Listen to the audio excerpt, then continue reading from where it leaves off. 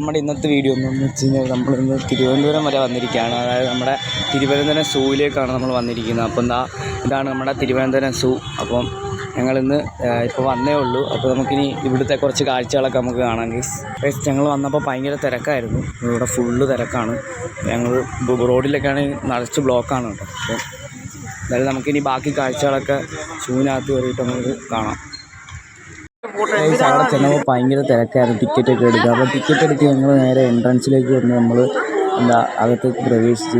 അപ്പം കുറേ കാഴ്ചകളൊക്കെ കാണുന്നുണ്ടായിരുന്നു. പണ്ടത്തെ സൂവിന് മാറ്റം ഉണ്ടെന്നൊക്കെ പറഞ്ഞിരുന്നു, പക്ഷെ വലിയ മാറ്റമൊന്നും കണ്ടിരുന്നില്ല. പിന്നെ ഇതാണ് നമ്മുടെ ടിക്കറ്റ് എന്ന് പറയുന്നത്. 30 രൂപയാണ്. പിന്നെ ചിൽഡ്രൻസിന് 10 രൂപയാണ്. അങ്ങനെ 2 ടിക്കറ്റാണ് ഞങ്ങൾ എടുത്തത്. മൊത്തം 10 രൂപ ഞങ്ങൾ എടുത്തിരുന്നു. പിന്നെ ഞങ്ങൾ നേരെ ഓരോരോ കാഴ്ചകൾ കണ്ടുകൊണ്ടിരുന്നത്. അപ്പം നല്ല രസമായിരുന്നു. പല പല മൃഗങ്ങളെ ഞങ്ങൾ കണ്ടു. അപ്പം ഇത് പിന്നെ തിരുവനന്തപുരത്തെ സൂ ആണ്. അത് നമ്മൾ മറക്കരുത്, തിരുവനന്തപുരത്തെ സൂ ആണ്. പിന്നെ അവിടെ നിന്ന് ഞങ്ങൾ അതൊക്കെ നടന്ന് അവസാനം അത് മാത്രമല്ല, നമ്മൾ സൂവിൻ്റെ നടുക്കായിട്ട് നിരവധി മരങ്ങളൊക്കെ ഉണ്ട്. ആ മരങ്ങളിൽ പല പല മരങ്ങളാണ്. അതിലെല്ലാം പേരും എഴുതി വെച്ചിട്ടുണ്ട്. അതൊക്കെ വളരെ ഞങ്ങളിപ്പോൾ ബേഡ്സിൻ്റെ ഒരു സെക്ഷനിലേക്ക് പ്രവേശിച്ചു. ഇവിടെ തൊട്ട് ബേഡ്സിൻ്റെ മെയിൻ കാര്യങ്ങളാണ് നടക്കാൻ പോകുന്നത്. അപ്പം ഞങ്ങൾ ആദ്യം അവിടെ ചെന്ന് കുറേ കാര്യങ്ങളൊക്കെ കണ്ടു.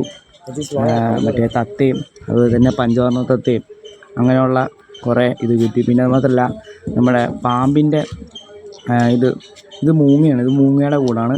പിന്നെ പാമ്പിൻ്റെ ഇത് വീഡിയോ എടുക്കാൻ പറ്റത്തില്ലെന്ന് പറഞ്ഞു. അത് കരടിയാണ് കാണുന്നത്. ഇത് സിംഹത്തിൻ്റെയാണ്.